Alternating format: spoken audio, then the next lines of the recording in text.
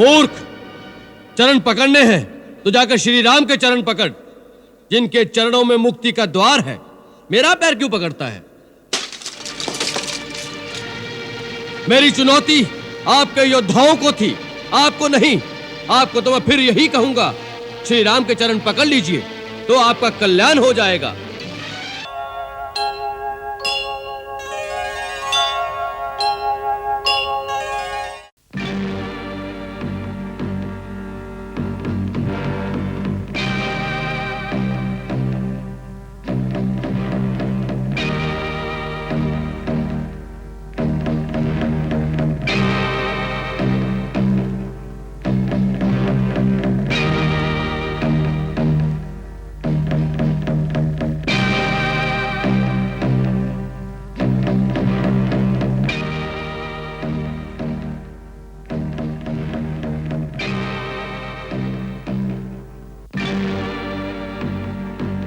सावधान!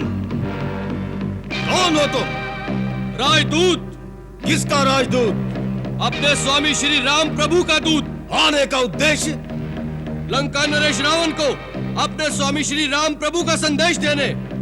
वहीं खड़े रहो, सेनापति की अनुमति मिलने पर ही आगे बढ़ सकोगे। मैं अनुमति की प्रतीक्षा करूंगा। कौन है? शत्रु का दूत है। शत्रु का दूत है, सेना नायक को सूचित कर दो। शत्रु का दूत है, सेना नायक को सूचित कर दो। शत्रु का दूत है, सेना नायक को सूचित कर दो। शत्रु का दूत है, सेना नायक को सूचित कर दो।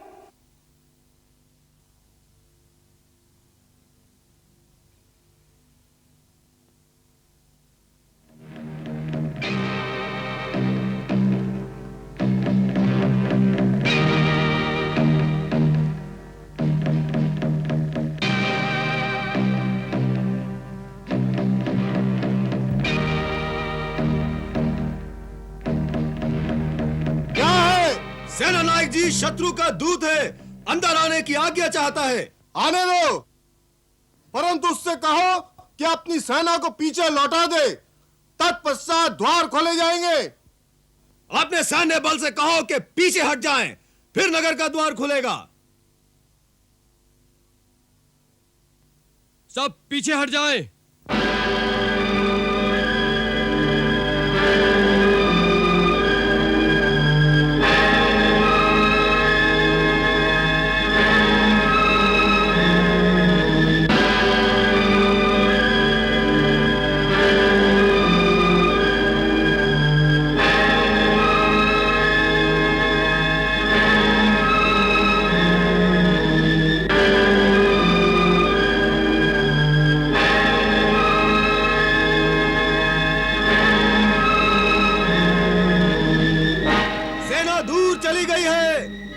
द्वार खोल दिए जाए।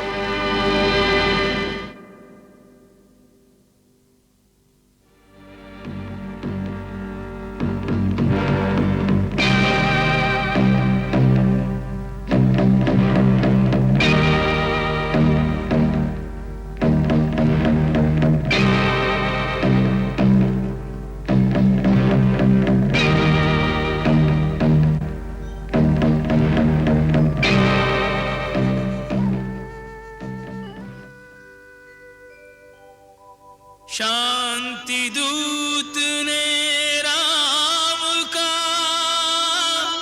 लेकर शांति संदेश, असत अधर्म अनीति के गढ़ में किया प्रवेश, गढ़ में किया प्रवेश। तुम महाराज से मिलना चाहते हो? हाँ। दूत को शस्त्र की आवश्यकता नहीं होती, अपनी गदा यहीं रख दो।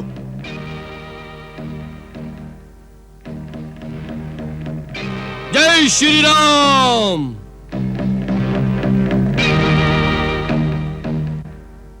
ये तो राजकुमार अंगद की गदा है, इसका क्या संकेत है?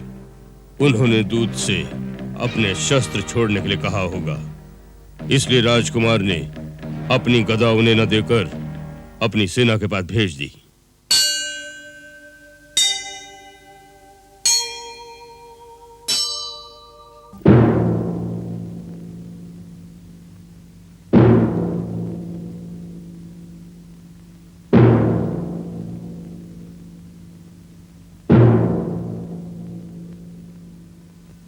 लंकेश्वर की जय हो। क्या है? महाराज, शत्रु का एक दूत आया है। उसका कहना है कि वो एक ऐसा प्रस्ताव लाया है जिससे युद्ध करने की आवश्यकता नहीं पड़ेगी और लंका में शांति बनी रहेगी। शांति का प्रस्ताव लाया है? वाह राम, युद्ध से पहले ही शांति दूत भेज दिया। अभी तो हमारी चंद्रहास की चमक तुमने देखी ही नहीं, पहले ही डर गए।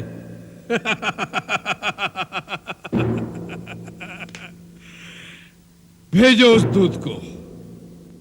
जो आज्ञा महाराज।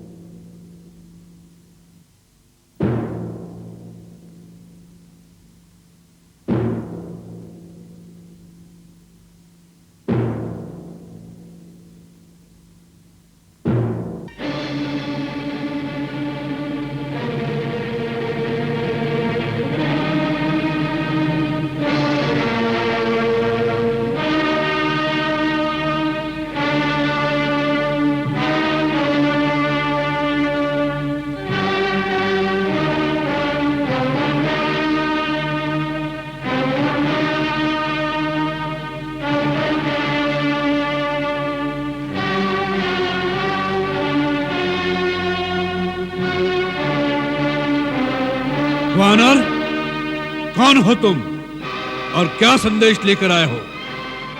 महाराज, सभ्य देशों के राज दरबारों का विधान है कि दूसरे राज्य से आए हुए राजदूत का आदर करके पहले उसे आसन दिया जाए, फिर सम्मान सहित उसका आतिथ्य करके उससे उसके आने का कारण पूछा जाए। मूर्ख, इतना भी नहीं जानते कि राजदूत उसे कहते हैं जिसे किसी राजा ने भेजा हो। जंगल से आए हुए किसी भिखारी के भेजे हुए वानर को राजदूत नहीं कहते। आप राजा की बात करते हैं लंकेश्वर? मैं जिनका दूत हूं वो तो राजाओं के भी राजा है, राजेश्वर हैं। वो केवल इस भूमि खंड के ही नहीं वरन तीनों लोकों के स्वामी हैं। देवताओं, वेदों और विधि के भी वही नायक हैं। मैं उन्हीं त्रिलोकेश्वर का, श्री राम का राजदूत हूं। वह हरि है, हर है या ब्रह्मा है? कौन है वह?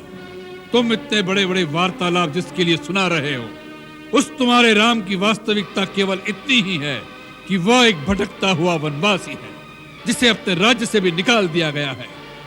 बताओ, उस भिखारी ने क्या संदेश देकर भेजा है तुम्हें? महाराज रावण, आपने मेरे स्वामी राजेश्वर श्री राम का अपमान किया है, इसलिए मुझे नियमानुसार इस सभा से चला जाना चाहिए। राजदूत का सम्मान उसके राजा का सम्मान होता है, इसलिए राजदूत का प्रथम कर्तव्य है कि वो अपने सम्मान की रक्षा करे, क्योंकि मेरे अपमान का अर्थ होगा मेरे स्वामी राजेश्वर श्री राम का अपमान। इसलिए मेरे लिए अब दो ही रास्ते हैं। पहला तो ये कि जहां मुझे सम्मान पूर्वक आसन नहीं दिया गया मैं उस सभा से ही चला जाऊं, परंतु जो मैं संदेश लाया हूं वो इतना महत्वपूर्ण है कि उस पर लंका निवासियों और सारी राक्षस जाति का जीवन और मरण निर्भर है। इसलिए मेरे लिए दूसरा रास्ता यही है कि मैं इस सभा में अपने लिए एक राज्योचित आसन स्वयं ही निर्माण कर लूं, जिस पर सम्मान पूर्वक बैठकर मैं अपने राजा का संदेश आप तक पहुंचा सकूं। जय श्री राम।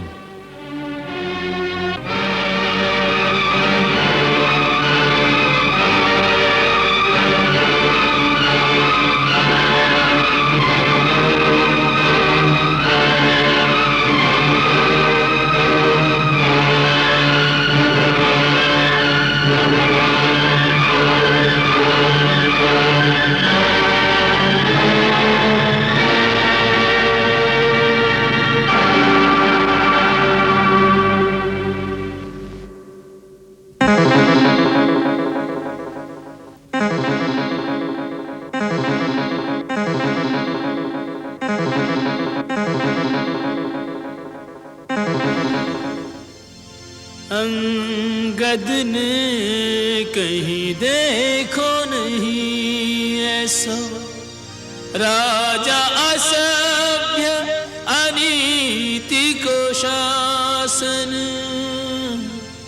तीनों लोक के राजा के दूत को बैठन को नहीं देत जो आसन।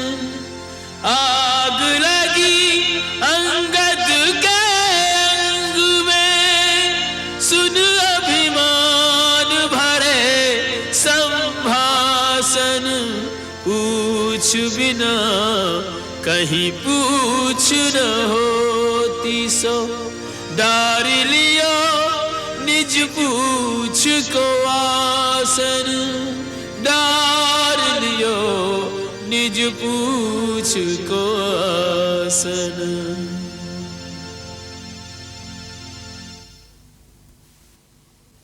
हे दशग्रीव, अब मेरे आने का कारण सुनो। मैं आपके हित और भलाई के लिए श्री रघुवीर का दूत बनकर आया हूं। महाराज, मेरे पिता से आपकी मित्रता थी, इसलिए भी मैं आपको भली सम्मति देने आया हूं। आपका उत्तम कुल है, आप पुलस्त्य ऋषि के पौत्र हैं। आपने शिव जी और ब्रह्मा जी की पूजा करके उनसे बहुत से वर पाए हैं और आपने सब काम सिद्ध किए हैं। उसी शक्ति से आपने समस्त लोकपालों को भी जीत लिया है, परंतु फिर आपने किसी संगदोष अथवा कुमति के कारण उन शक्तियों का दुरुपयोग करके ऋषि, देवता, गंधर्व, अप्सरा, नाग, यश और राजाओं का बड़ा अपराध किया है। उसी राजमत से अंधे होकर आप अब जगत जननी सीता जी को हर लाए हैं। जब पाप कर्म इस प्रकार अपनी पराकाष्ठा को पहुंच जाते हैं तो दैवी शक्तियों को पाप का नाश करना ही पड़ता है, परंतु उस नाश के साथ ही पापी की घोर दुर्गति होती है। उसका अंत बड़ा भयानक होता है और मृत्यु उपरांत उसकी दशा अत्यंत दुखदायी होती है। आपके पाप आज आपको उसी सीमा पर ले आए हैं। मैं आपके हित के लिए आपको यही परामर्श देने आया हूं कि यही एक ऐसा क्षण है जब आप चाहे तो श्री राम से क्षमा मांगकर उनकी शरण में चले जाएं। श्री राम की यह आन है कि सच्चे हृदय से शरण में आने वाले के दोषों को नहीं देखते। जिसने शरण में आकर पुकारा कि मेरी रक्षा कीजिए प्रभु, मेरी रक्षा कीजिए, ऐसी आर्त पुकार सुनते ही प्रभु अपने शरणागत को अभय प्रदान कर संसार के समस्त दुखों से मुक्त कर देते हैं। उनके बाणों में तीनों लोगों को एक साथ भस्म कर देने की शक्ति होते हुए भी वो एक सच्चे वीर की भांति दया को नहीं छोड़ते। इसलिए आप मेरी मानिए, इसी समय गले में कुल्हाड़ी डालकर और दांतों में तिनका दबाकर अपने समस्त कुटुंबियों के साथ श्री राम की शरण में जाकर माता जानकी को बड़े आदर के साथ उनके पति को लौटा दें। श्री राम ऐसे उदार और कृपालु हैं कि आपके क्षमा शब्द कहने से पहले ही वो आपको क्षमा कर देंगे। अच्छा, हमारे क्षमा मांगने पर वे हमें क्षमा कर देंगे, इस बात का तुम हमें विश्वास दिलाते हो? हम सीता को लेकर अपने कुटुंब सहित दांतों में तिनके दबाए उनसे क्षमा मांगने के लिए इतनी दूर उनके शिविर तक जाएं और वे हमें क्षमा न करें और बंदी बना ले तो सारा जग हम पर हंसेगा। इस बात का विश्वास हमें कैसे हो? महाराज रावण, प्रभु पर विश्वास रखना ही पड़ता है। जिसे प्रभु पर पूर्ण विश्वास नहीं होता उसे प्रभु की प्राप्ति कभी नहीं हो सकती। आपको आश्वस्त करने के लिए मैं इतना बता दूं कि जब वानर सेना ने सुसज्जित होकर लंका को चारों ओर से घेर लिया और सब लंका पर धावा बोलने के लिए श्री राम प्रभु की आज्ञा की प्रतीक्षा कर रहे थे, तो उस समय उन करुणा के सागर ने मुझे बुलाकर स्वयं कहा कि जाओ, रावण से जाकर कहो कि मैं युद्ध की ज्वाला में लंका की निर्दोष प्रजा की आहुति नहीं देना चाहता। यदि वो जानकी को पूरे सम्मान के साथ मेरे हवाले कर दे तो मैं अभी उसे क्षमा कर दूंगा और लंका से वापस चला जाऊंगा। मैं शांति चाहता हूं। तुम मेरे शांति दूत बनकर महाराज रावण के पास जाओ। यह बात राम ने स्वयं कही? तुम मुझे मेरी सीता दे दो, मैं वापस चला जाऊंगा। मैं युद्ध नहीं करूंगा, मुझे शांति चाहिए। जी महाराज, उन्होंने स्वयं कहा था। यही बात तो हम तुम्हारे मुंह से सुनना चाहते थे। यही बात राम ने कही कि मैं युद्ध नहीं करूंगा, मुझे शांति चाहिए। मूर्ख, इस बात में तुझे राम की करुणा दिखाई दी, उसका भय दिखाई नहीं दिया कि रण क्षेत्र में रावण के सामने आने के विचार से ही उस धनुर्धारी के हाथ पांव कांपने लगे। जिसकी प्रिय पत्नी को कोई हर के ले गया हो, उस शत्रु के लिए इतने महीनों से उसके रक्त में प्रतिशोध की कोई ज्वाला नहीं भड़की, तो फिर वो क्षत्रिय का रक्त नहीं होगा। वो तेरा परमवीर जो भिखारियों की भांति हमसे सीता की भीख मांग रहा है, उससे जाकर कह दो कि सीता कोई भिक्षा में देने वाली वस्तु नहीं है। ऐसे अनमोल रत्न को तो अपने बाहुबल से जीतना पड़ता है। माता सीता को उन्होंने अपने बाहुबल से ही जीता था। महाराज, शायद आप भूल गए कि वो शिव धनुष जिसे श्री राम प्रभु ने तिनके की भांति उठाकर तोड़ दिया था, उसी धनुष पर अपने बाहुबल की परीक्षा करने कभी आप भी गए थे, और सुना है वो आपसे उठाया भी नहीं गया था। प्रतिशोध वीरता की निशानी नहीं होता, और कायर में शत्रु को क्षमा करने का साहस नहीं होता। इन दंत कथाओं में क्या रखा है मूर्ख वानर? तुमने कहा था तुम्हारे पिता हमारे मित्र थे, परंतु अपने कुल का परिचय नहीं दिया तुमने। महाराज, देवराज इंद्र के पुत्र महाराज बाली का मैं पुत्र हूं। मेरा नाम अंगद है। मैंने ऐसी भी एक दंत कथा सुनी है कि मेरे पिता महाराज बाली ने एक बार रावण नाम के किसी प्राणी को अपनी पूंछ में बांधकर कई पर्वतों पर घूमते रहे थे। यह वही बाली है जिन्होंने अमृत मंथन के समय समुद्र को मथने में सहायता की थी। तुम वानरराज वाली के पुत्र हो। उनकी हमारी तो मित्रता की संधि थी। हमें यह देखकर अत्यंत दुख हो रहा है कि ऐसे महाबली के पुत्र होकर एक तुच्छ नर के तुम दूत बनकर इतनी प्रसन्नता दिखा रहे हो। जो तुम्हारे पिता का हत्यारा है, उसके पीछे सेवकों की भांति हाथ जोड़कर चल रहे हो। तुमने अपने वंश को लज्जित कर दिया है अंगद। हो सकता है कि बाली के मरने के बाद सुग्रीव के डर से किसी ने बेचारे अंगद का साथ न दिया हो, और ये निस्सहाय अवस्था में अपने काका और पितृहंता की सेवकाई करने पर विवश हो गया हो।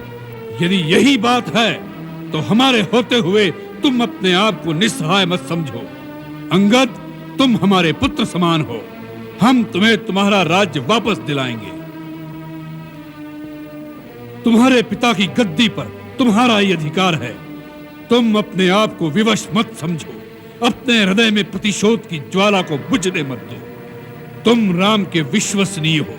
उसका लाभ उठाकर अकेले में चुपचाप उसका वध करके अपने पिता की हत्या का बदला ले लो। यही एक वीर पुत्र का कर्तव्य है।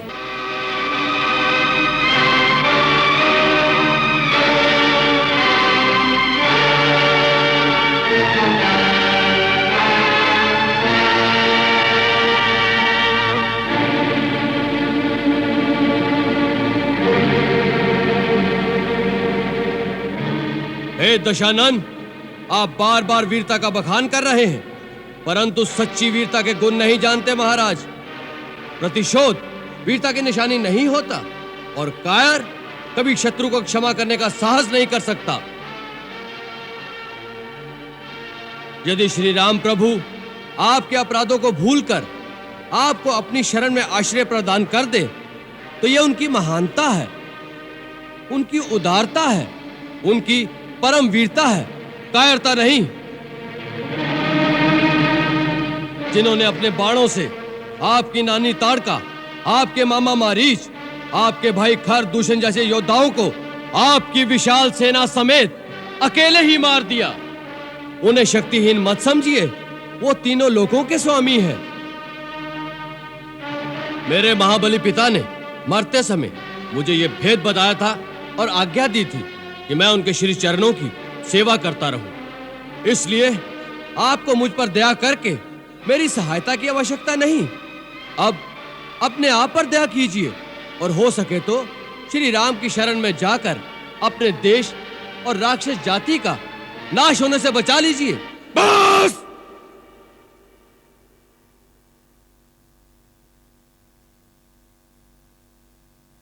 बहुत हो चुका ये प्रलाप। मतिमंद, तूने रावण की शक्तियों को नहीं पहचाना।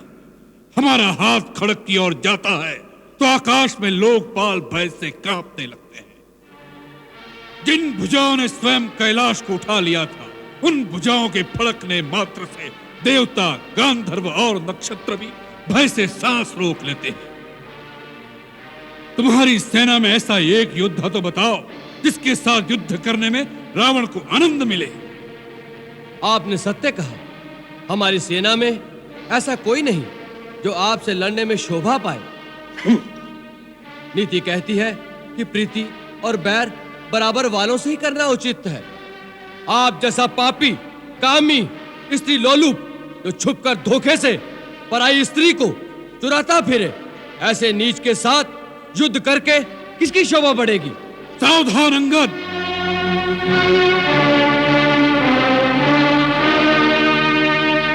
ये मत समझो कि तुम दूत बनकर आए हो इसलिए कुछ भी कहो हमारे हाथों बचे रहोगे। दूत की भी कुछ मर्यादा होती है। यदि रावण के सामने सीमा से आगे बढ़ा तो यही तेरा शेष प्रलाप होगा। अब आगे, यदि तुझे रावण की सहायता नहीं चाहिए तो उसके क्रोध से डरो। रावण रावण कितनी बार इस नाम को दोहराएंगे महाराज? मैं ये जानना चाहता हूँ कि जगत में कितने रावण हैं। मैंने कितने ही रावणों के नाम अपने कानों से सुन रखे हैं। महाराज, इनमें से आप कौन से रावण हैं? एक रावण तो मैंने सुना है कि वो राजा बाली को जीतने पाताल में गया था। वहां बच्चों ने उसे घुड़साल में बांधकर बहुत पीटा था। तब बाली ने ही उसे दया करके छुड़वा दिया। और एक रावण के विषय में मैंने सुना है कि सहस्त्रबाहु ने एक जंतु की भांति कीड़ा समझकर पकड़ लिया था। तब पुलस्त मुनि ने उसे छुड़वा लिया था। एक और रावण की बात कहने में संकोच लगता है, क्योंकि कहते हैं मेरे पिताश्री उसे अपनी काख में दबाकर अपनी पूजा करते रहे।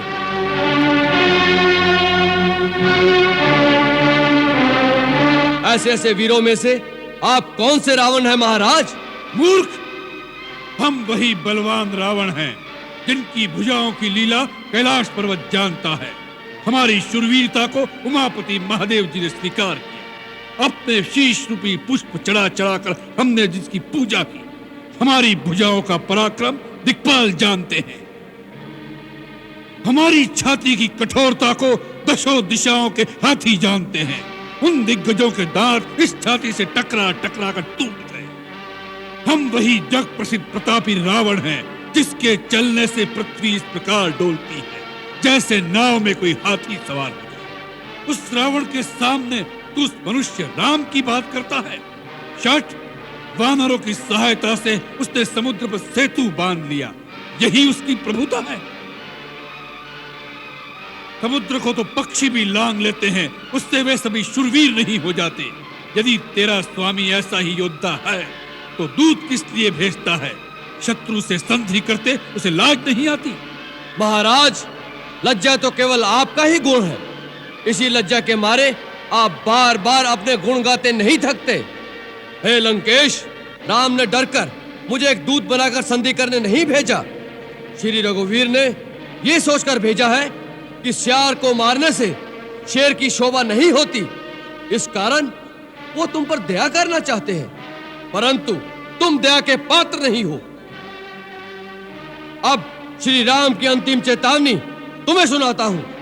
उन्होंने कहा है कि मैं तुम्हारे अपराधों का दंड देने लंका के द्वार पर आ गया हूं। ब्रह्मा के वर के कारण तुम्हें जो अभिमान है उसके नष्ट होने का अब समय आ गया है। राक्षस अधम, यदि तुम सीता को लेकर मेरी शरण में नहीं आए तो मैं इस पृथ्वी को राक्षसहीन कर दूंगा। जिस बल के भरोसे तुमने छल से सीता का हरण किया है, उस बल को आज युद्ध भूमि में दिखाओ। मैं मंत्री, पुत्र और बंधु बांधुओं सहित तुम्हारा वध करूंगा, क्योंकि तुम्हारे मारे जाने से तीनों लोक निश्चित हो जाएंगे। इस रावण रूपी जहाज के डूबने का समय आ गया है। अब भी समय है। जिसे श्री राम की शरण में आना हो वो आ जाए। वानर!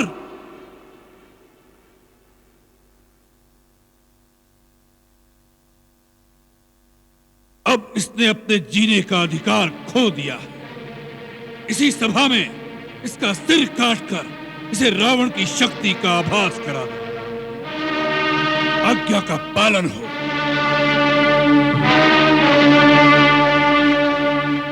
ठहरो महाराज, ये बेचारे आपकी शक्ति मुझे क्या दिखाएंगे? मैं आपको अपनी शक्ति दिखाता हूं। जय श्री राम, जय श्री राम।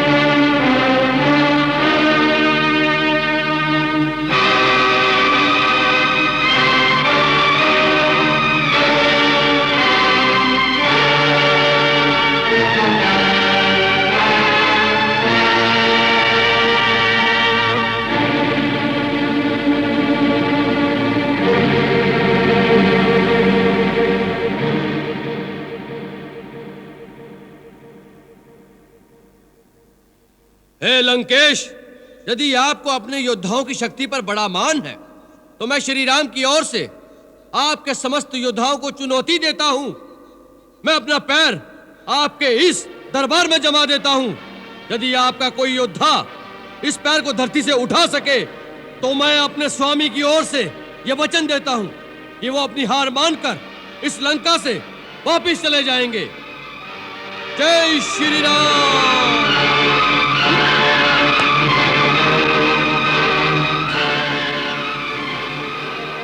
समुझे प्रताप राम कपि कोपा,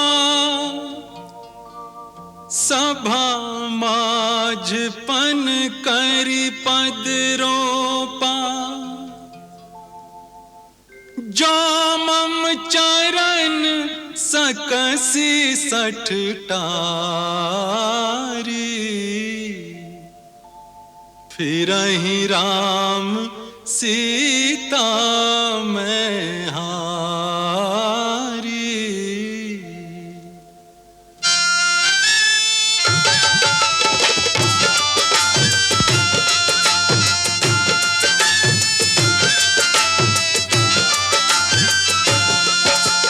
गड़ गयो खंभ हमारा, गड़ गयो खंभ हमारा।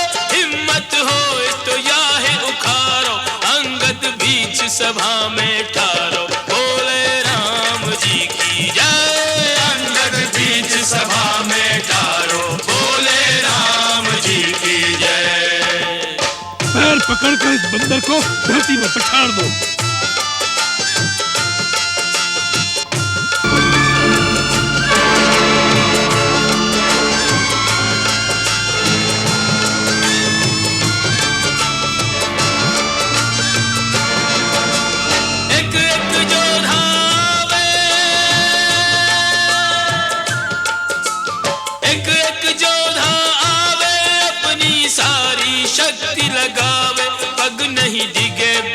मुस्कावे रे बोले राम जी की जय। पग नहीं डिगे वीर मुस्कावे, बोले राम जी की जय।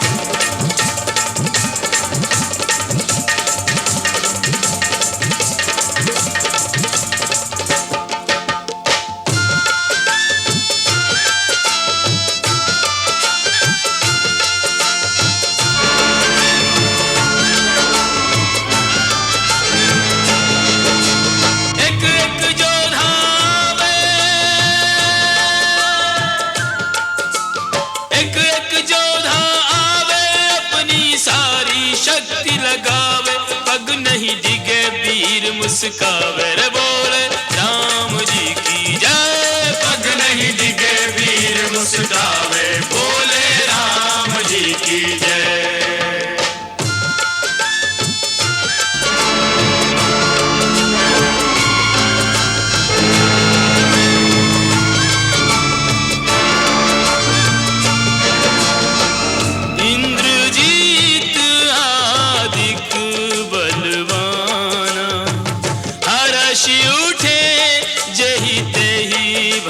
नाना सत नहीं डोले जैसे सतवंती नारी को, मन नहीं डिगे जैसे साधु ब्रह्मचारी को, अटल विश्वास जैसे प्रभु के पुजारी को। पग है अटल यो अंगद बलधारी को, सभा अचंबित सारी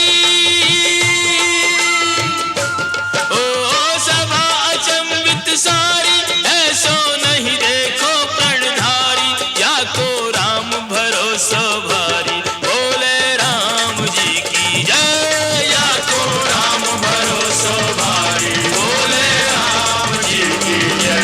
बोले राम जी की जय। बोले राम जी की जय। बोले राम जी की जय।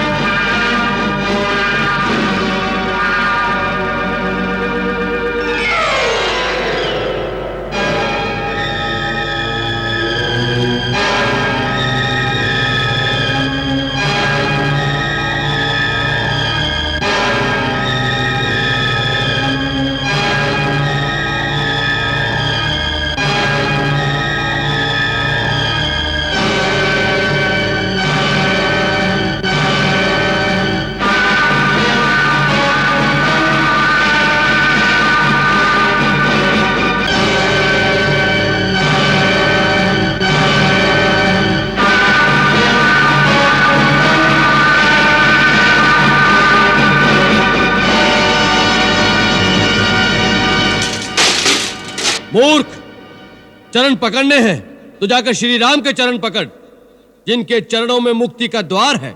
मेरा पैर क्यों पकड़ता है? मेरी चुनौती आपके योद्धाओं को थी, आपको नहीं। आपको तो मैं फिर यही कहूंगा, श्री राम के चरण पकड़ लीजिए तो आपका कल्याण हो जाएगा।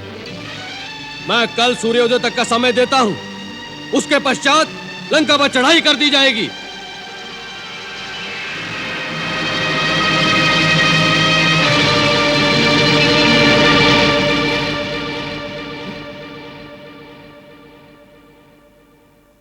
भैया, ये किसका मुकुट है?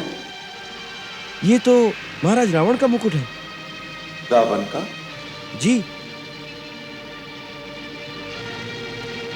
इंद्रजीत, पकड़ लो इसे। जाने ना पाए।